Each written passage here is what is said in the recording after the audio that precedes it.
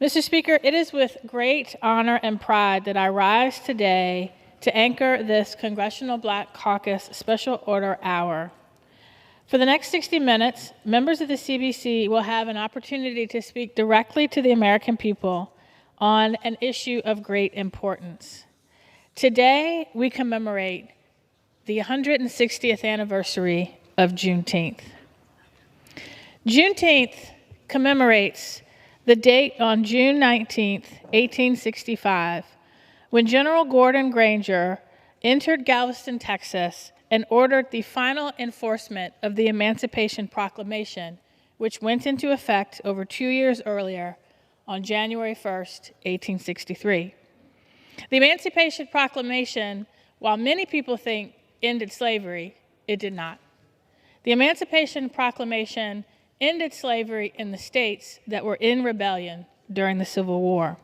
But slavery continued. And even in the states in rebellion, it continued for over 2 years.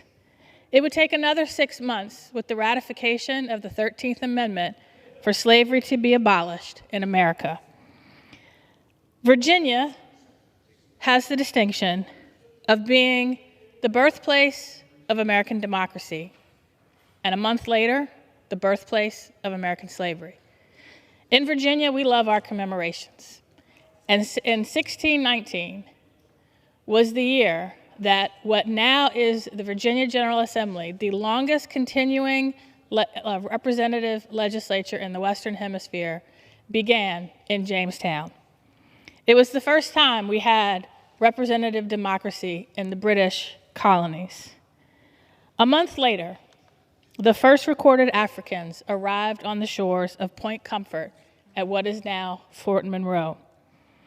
It was 20 and odd Africans who had been stolen from their home in Angola and then stolen again by a pirate ship, brought to Point Comfort, and traded for supplies.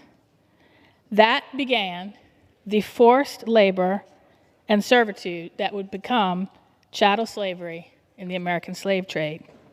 Virginia depended heavily on the slave trade. In my hometown of Richmond, where I represent right now, we had the largest slave trade market on the East Coast.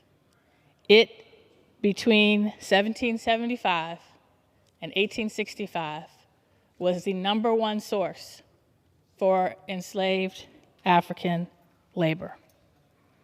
Over the break, I joined a commemoration of Juneteenth at the Manchester Dock. The Manchester Dock is the port where enslaved Africans were brought into Richmond. Many spent their time in what became known as the Devil's Half Acre, the notorious Lumpkins slave jail. Many then made their way west. Ironically, my own family, who we cannot trace the McClellan line beyond my great-grandfather, who we know was born in Montevallo, Alabama. But based on DNA evidence, we have reason to believe that his ancestors were enslaved people in Virginia. We can't prove it, but the DNA suggests that's the case. Juneteenth reminds us that emancipation was not a moment. It was a movement. It was a movement that began in 1619 with acts of self-liberation, resistance, and rebellion that continued until December 1865, when slavery was finally abolished by the 13th Amendment. But freedom and justice for all was a continuing struggle. And we made progress. After the Civil War, during Reconstruction, with the advent of the Freedmen's Bureau, we saw formerly enslaved people, mostly men, gain for the first time social, political, and economic power. In Virginia, the Constitutional Convention that allowed Virginia to be readmitted into the United States had 22 black men who served. During Reconstruction, over 100 black men served in the Virginia General Assembly. I didn't know that until I was an adult. I didn't know that until Yvonne Miller, the first black woman elected to the Virginia General Assembly, first as a member of the House of Delegates, and then the first black woman elected to the state Senate. As part of the Virginia Legislative Black Caucus's annual tradition of telling untold stories during Black History Month, she asked a researcher at Legislative Services who was the first black person elected to the General Assembly. We had all heard that Dr. Fergie Reed was the first elected since Reconstruction, but we didn't know who the first was.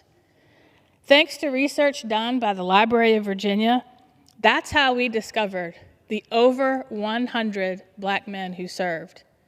And I was proud, first as vice chair and then as chair, of Virginia's Dr. Martin Luther King Memorial Commission to uncover all of their stories, to pass legislation to put a plaque in the former capital of the Confederacy that lists all their names. And I was proud to help build a monument to emancipation and freedom that told the stories, often untold, of Virginians who fought for emancipation and then who fought to make liberty and justice for all true for all Virginians. Mr. Speaker, as I mentioned, we made progress during Reconstruction, and then it ended, and there was a backlash.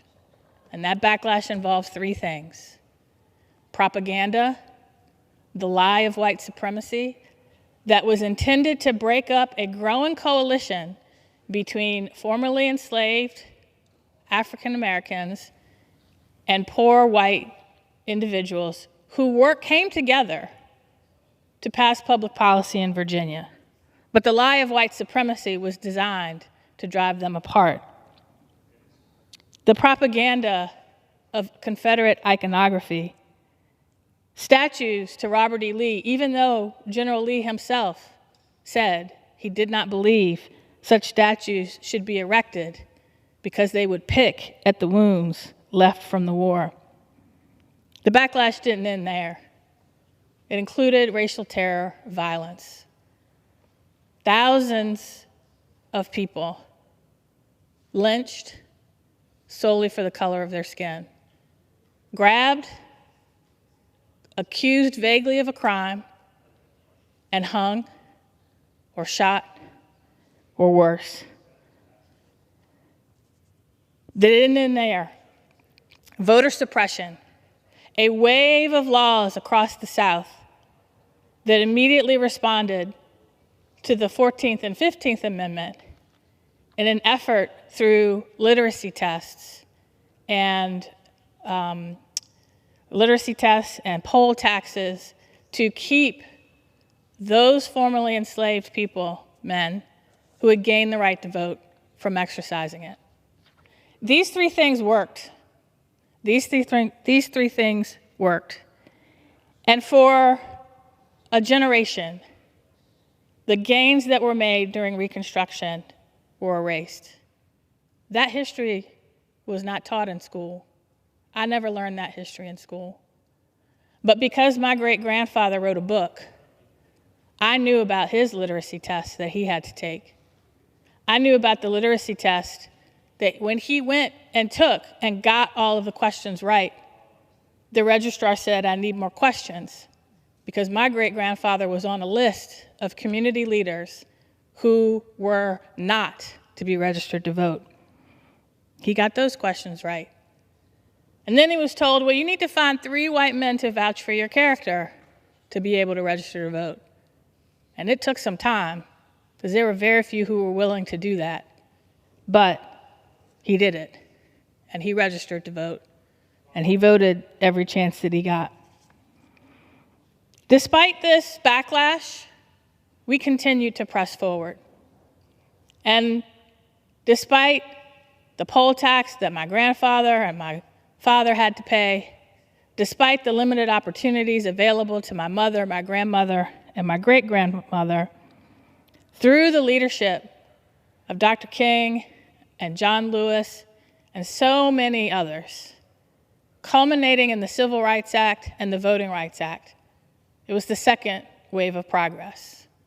And there was a backlash that included the assassination of our leaders, attempts at voter suppression, and even more propaganda. But we kept pressing forward. We kept pushing and pushing to eradicate the legacy of over 300 years of slavery and Jim Crow, which did not go away with the wave of a magic wand when the Civil Rights Act and the Voting Rights Act were passed. And we made progress, as evidenced by the election of Barack Obama, by more Black men and women gaining social, political, and economic power. And then there was a backlash that included propaganda about stolen elections and birtherism, a wave of voter suppression when the Supreme Court gutted the Voting Rights Act, and we saw a wave of laws across the South very reminiscent of those that passed over 100 years ago. Propaganda, violence, voter suppression. But we kept pushing. We kept pushing. And then in Virginia, we had the backlash of the Unite the Right rally. And we had the murder of George Floyd. And people who had never learned any of this history that I've just walked through for the first time, because they didn't have family members who experienced it and told their stories. They didn't have textbooks in school that told them this history. When they began to have their eyes opened and we began to make progress again, there was a backlash. Propaganda of wokeism and how diversity, equity, and inclusion is actually discrimination. Violence, which we saw culminate on January 6th, and voter suppression, as we see more laws trying to roll back access to voting. Mr. Speaker, I remember how I felt sitting at home watching George Floyd call out for his mother. I felt the same pain that my parents felt when they saw Emmett Till's body in his coffin. And in that moment, I realized, in a lot of ways, I'm fighting the same fights as my parents, my grandparents, and my great-grandparents. But we have made progress. And I fight those fights as the first and only Black woman ever elected to Congress from Virginia. I fight those fights from a position of more strength and power than they ever could have dreamed of. And I fight those fights so that my children and my grandchildren don't have to. But Mr. Speaker, sometimes I get tired. Sometimes I get weary. When I see a Secretary of Defense who fires people solely because he assumes they only got their job because of the color of their skin, ignoring, in the case of the chair of the Joint Chiefs of Staff, a lifetime service record. I get tired when everything that was used to try to overcome the legacy of slavery and Jim Crow that held a lot of people down with an ankle on their weight because their families didn't have access to education or economic opportunities, and they're trying to come out of generations of oppression. But Mr. Speaker, when I get tired, I go back to that history. Earlier this year, just as the president issued an order that calls into question whether exhibits can even stay in the Smithsonian for African American History, I went back and took my children. I've been to that museum so many times. In April of this year, I stood in the exhibit on the Middle Passage. If you haven't done it, I highly recommend you do. The Middle Passage between Africa and probably Manchester Dock in Richmond. So horrible that so many people chose to jump off the ship and chose death rather than what was waiting for them on those shores. And as I sat and looked at the exhibit, this time a voice came to me and said, somebody survived this so that you can be here as a member of the Congressional Black Caucus fighting back against this latest backlash. Backlash looks a little different, but it's the exact same one we've been fighting. Because for almost 250 years, the history of this country has been, how do we reconcile the fact upon which we were founded with the birth of American democracy and the birth of American slavery, less than a month apart, in the same town, basically? How do we reconcile that with the ideals upon which we were founded? And how do we make sure those ideals are true for everyone? The Congressional Black Caucus will fight every single day to make sure they are true. And with that, I would like to yield to our chair, the Honorable Yvette Clarke from New York. Mr. Speaker, I want to thank the gentlelady from Virginia, Congresswoman Jennifer McClellan, for setting the tone for this evening's hour and for anchoring this evening's Congressional Black Caucus Special Order Hour. I rise tonight with my colleagues of the Congressional Black Caucus in recognition of National Independence, Juneteenth, National Independence Day. On June 19, 1865, more than 2 years after President Abraham Lincoln's Emancipation Proclamation, 2,000 Union troops reached Galveston Bay, Texas, with the news of the president's decree. On that day, more than 250,000 Black Americans were officially free.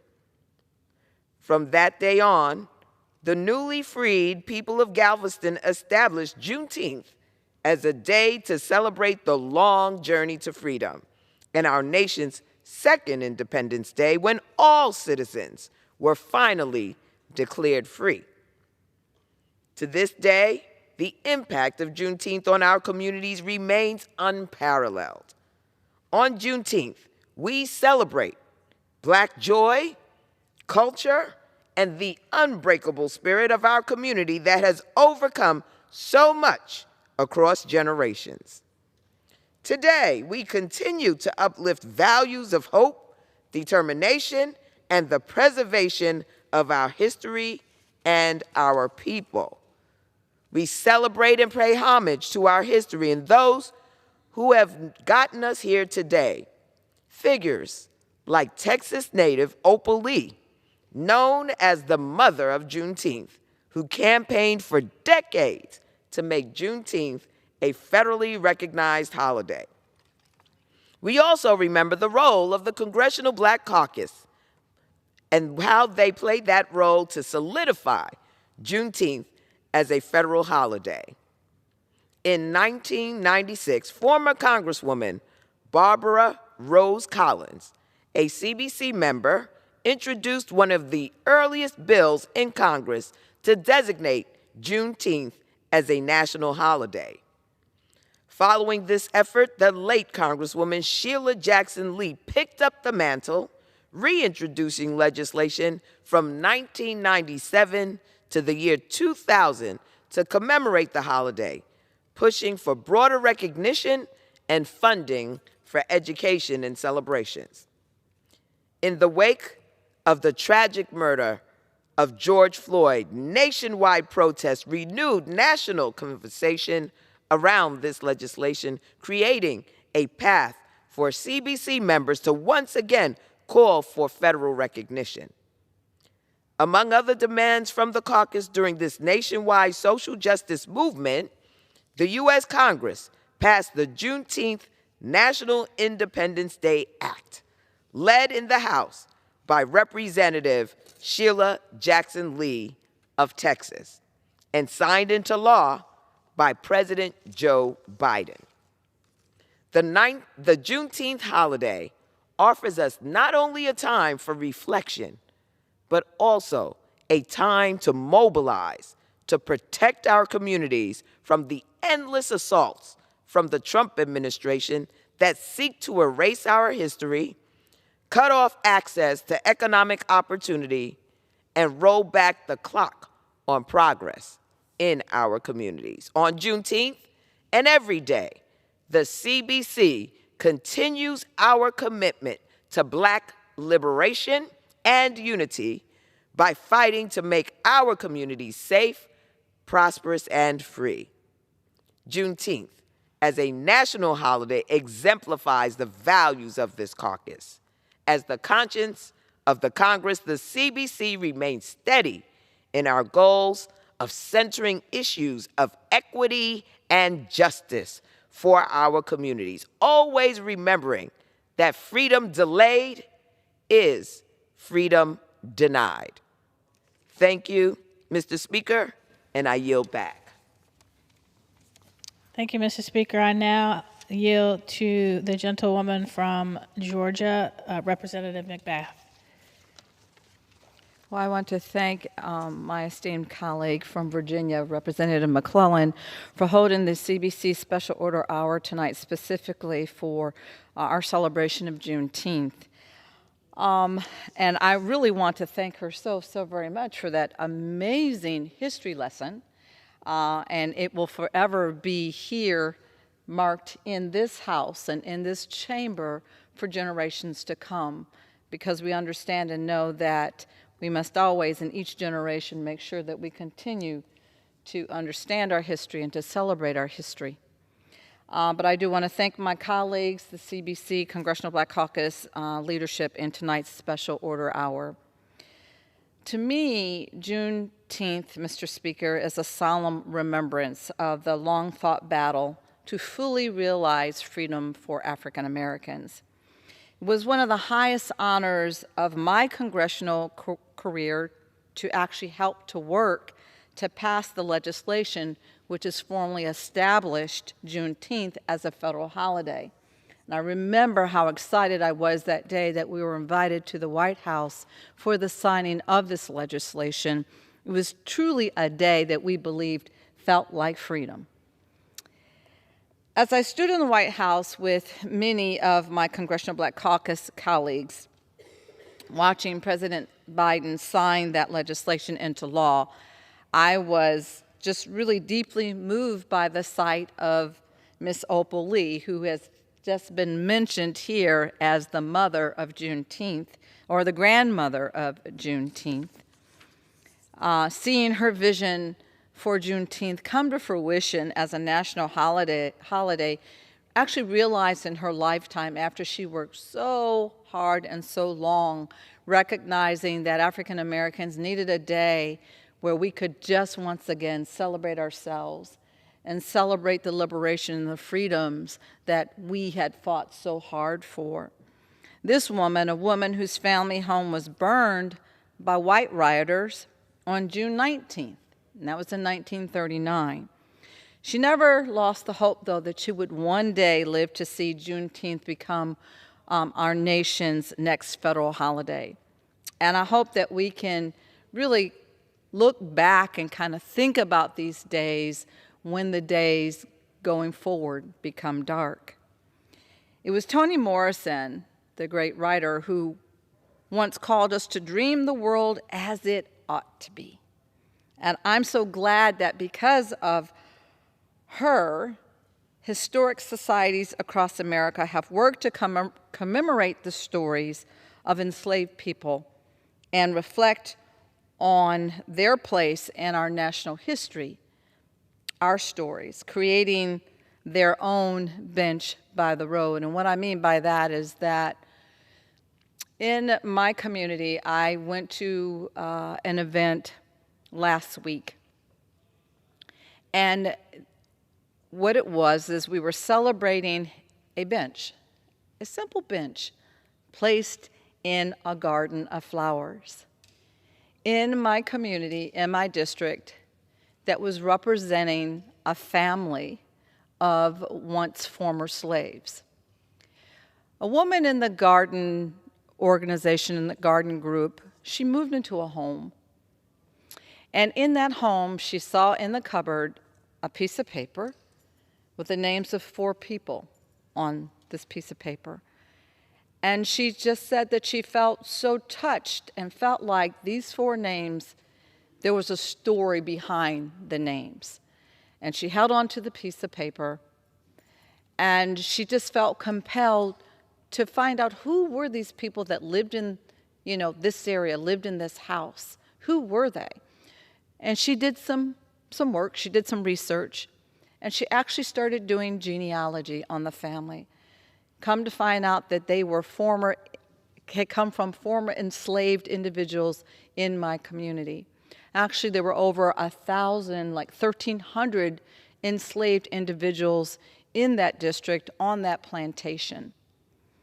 And so this woman, who was part of this garden society, decided that we need to do something to honor the history of these enslaved people, because they meant something to this community, they meant something to the families that lived here. And so what they did is they created a bench. They built a bench in a garden, and that is called the bench by the road, so that we will never forget the histories and the families of the enslaved people that lived and worked and died there in my district.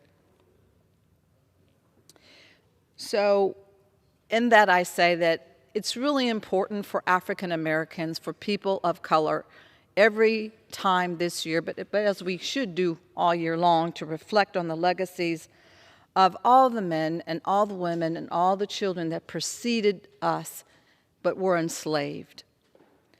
While I was in my district in Georgia last week, I had the honor of attending that bench dedication that I just spoke about, and to actually recognize one of the descendants, and her name was Matilda Ruff. And she now lives in Cobb County, and that information by which those enslaved individuals had lived in my district in Cobb County, that information came from the 1860 census. But we were joined by Matilda Ruff's great-great-granddaughter, Tanya. And her story and the stories of all Matilda's descendants are essential to understanding the full history of who we are in our community in my district. As my community in Georgia continues to enjoy Matilda's benefit of the bench by the road, I am encouraged. Every time I drive past that bench, I'll be so encouraged, because I know that there are projects and people like this that are working to keep the histories of African Americans alive all over the nation. And though we are really facing some very extraordinary challenges, I think about the quiet resolve and that everlasting hope of the men and women out in Texas who waited years for the Emancipation Proclamation so that they could receive word of their freedom from their enslavement. And I just feel like as African Americans, we must always really, really work not to succumb to a lack of hope, but continue to make sure that we are building up ourselves, building up our communities, building up our future generations to live in the hope of a better day. So inspired by the life and legacy of Matilda Ruff, guided by the words of Toni Morrison, and motivated by the activism of Opal Lee, I really hope that my people will stay reinvigorated and always remain awakened to that hope. And I will say that I remember as a child growing up in the civil rights movement, and that tells you how old I am. But at 3 years of age, I was at the March on Washington in a stroller. And that was the time that our colleague, dear departed colleague, John Lewis, gave his first big speech. And I remember growing up when a lot of the civil rights leaders and workers and volunteers were coming to my home as a child. My father was Illinois branch president of the NAACP. And so I grew up in the marches, I grew up in the rallies, I grew up understanding how important it is for African Americans to fight, continue to fight for the freedoms that they had gained. And it is really painful for me now because I know all the work that my parents did, my mother inviting all of the volunteers and workers into my house at night as they were preparing for the marches and rallies and creating poster board signs. And I really believe it would be so painful for my father to know that everything that he has worked for now is being stripped away and eroded. Everything that he worked so hard for me, for his daughter, is being stripped away. It's painful to even think about the fact that my own child, his grandson, died by a lot of the racial discrimination and bigotry and hatred that is emerging its ugly head here again in America. And I think about my father and what he would believe or what he would think about all of the ancestors that had come before us that worked so hard and they died so that I could be here today, representing Georgia as a member of the House of Representatives. So I say this is that, what I say is that I believe it will always be important for African Americans to remember their history. It will always be important for them to celebrate, for us to celebrate who we are, to uplift who we are, to stand in the greatness of who we are and what we have overcome. Because truly, more than anything, I believe we will have to continue to work as hard as we can to be overcoming. As I think about this Juneteenth holiday, I pray going forward that my family and friends in my community will find it equally as important to stand and to celebrate who we are as African Americans, and to know that we are intricately fashioned into the fabric of this country, and nothing will ever be able to erase that. And I yield back.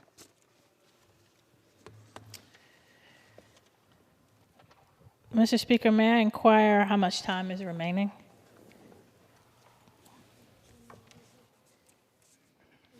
The gentlelady has 27 minutes remaining. Thank you, Mr. Speaker. Who lives, who dies, who tells your story? It's a lyric from one of my favorite plays, Hamilton. And it's very appropriate because there are a lot of stories in American history that have never been told. Black history is American history. Our fates were inextricably linked as the founding of American democracy and the founding of American slavery happened at the same time in the same place. I'm proud to say, though, that Virginia also was the birthplace of the ideals upon which this country were founded. And there's contradiction there, too. When Thomas Jefferson wrote, "We hold these truths to be self-evident, that all men are created, are endowed by their Creator with certain inalienable rights, the rights of life, liberty, and the pursuit of happiness." Mr. Speaker, he didn't mean me when he wrote those words. He didn't even mean the mother of his children when he wrote those words. He didn't mean the hundreds of people who lived enforced labor, considered as property on his beloved Monticello. And for years, their stories weren't told. James Madison, who came up with the Virginia Plan, which was the foundation for our Constitution, the idea of a government by, of, and for the people, didn't mean me in We the People. He didn't mean the hundreds of people that lived at Montpelier that his wife considered her property. As a matter of fact, when the Constitution was ratified, our ancestors, as members of the Congressional Black Caucus, were only considered 3/5 of a person for purposes of figuring out how many people would serve in this body. We weren't even given 3/5 of the rights of a person, though. And the struggle of our country has been, how do we reconcile that? How do we overcome the facts upon which we were founded with the ideals upon which we were founded? And again, I will acknowledge and be proud to say we've made progress. Most of that fight's been happened in Virginia, culminating in the Civil War. And as somebody born in Petersburg, home of the longest siege during the war, lived in and now represents Richmond, the capital of the Confederacy. For most of my life, I am 52 years old, the trauma of slavery and Jim Crow was never discussed. Well, like any family, if you don't acknowledge the trauma and begin to address the lingering impact of it, the family will never heal. That's exactly what has happened in this country. And every time we begin to have an honest conversation and dialogue about what happened, it's uncomfortable. It's painful. But we've got to have that conversation. We have to teach this history in our schools. We have to talk about it in public history spaces, museums, on public grounds, because the people who lived it are passing on. My parents lived under Jim Crow, but they're now gone. And then again, I was not taught these stories in school or anywhere else. It was going mainly to my family and original sources where I learned it. And I am very concerned, Mr. Speaker, that now that as we have gotten closer than ever before to actually beginning to heal as a nation, that this backlash we constantly see, which we are in again, is going to threaten any progress towards healing, because people won't learn this history and deal with it. But it happened. And yes, it's uncomfortable. Yes, standing on a site where someone was lynched solely because of the color of their skin, and they had the temerity, allegedly, to whistle at a white woman. That's uncomfortable, but it happened.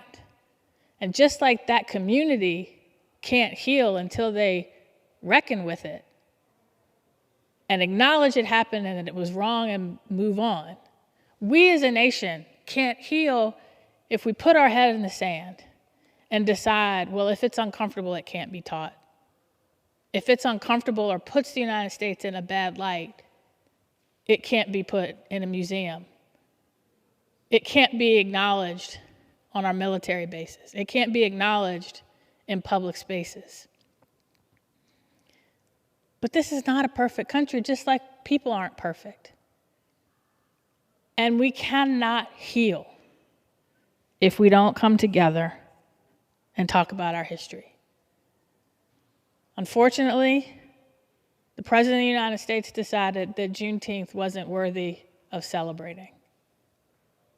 And that makes me incredibly sad, because I think the President has a lot to learn from Juneteenth. Juneteenth teaches us that we can't take anything for granted. We can't take freedom for granted because too many people had to fight and die to get it. Juneteenth is a reminder of the resilience of all the American people, but particularly Black Americans. And when we acknowledge our past and acknowledge how far we've come and acknowledge how still farther we have to go, we will be that more perfect union that we are striving towards in a government by, of, and for the people. And I'll close with this. When I was first elected to the House of Delegates in Virginia, I learned very quickly that everyone's political views are shaped by their life experiences and what they know. I learned very quickly that public policy can either exacerbate or overcome inequity that happened in the past. What I learned as a 32-year-old Black woman from the most Democratic district in the state, in a body that was mostly white Republican men over 50, was that I need to reach out to them and meet them where they are. I needed to understand why they believed what they believed. I need to understand their history and culture, but more importantly, I had to share mine, and my parents and my grandparents and my great-grandparents. And more often than not, when we did that, we found we had more in common than not. But they didn't know much of the life experience that my ancestors faced. And so they would put forward public policy that exacerbated inequity, and inequity is not a dirty word. Inequity recognizes that the legacy of slavery and Jim Crow, of over 300 years of slavery and Jim Crow, did not go away with the wave of a magic wand when laws were passed. That neighborhoods that were destroyed, Black neighborhoods that were destroyed to build a highway, purposefully chosen because of who lived there. There's an impact still today. We've got to acknowledge this history, but the first step is to talk about it and to teach it, whether it's comfortable or not. Because when we do, we'll heal. And if we don't heal, then someone who wishes us harm will exploit the tension. I don't think it's an accident that whenever anyone from outside the United States wants to stoke tension in the United States, the first thing they go to is race. There's a reason for that. If we come to terms with our past, no one will be able to use it to divide us. I thank you, Mr. Speaker, for your attention. I thank you for giving the Congressional Black Caucus the opportunity to remain the conscience of the Congress. And I thank you for giving us an opportunity to celebrate the legacy of Juneteenth. And with that, I yield back.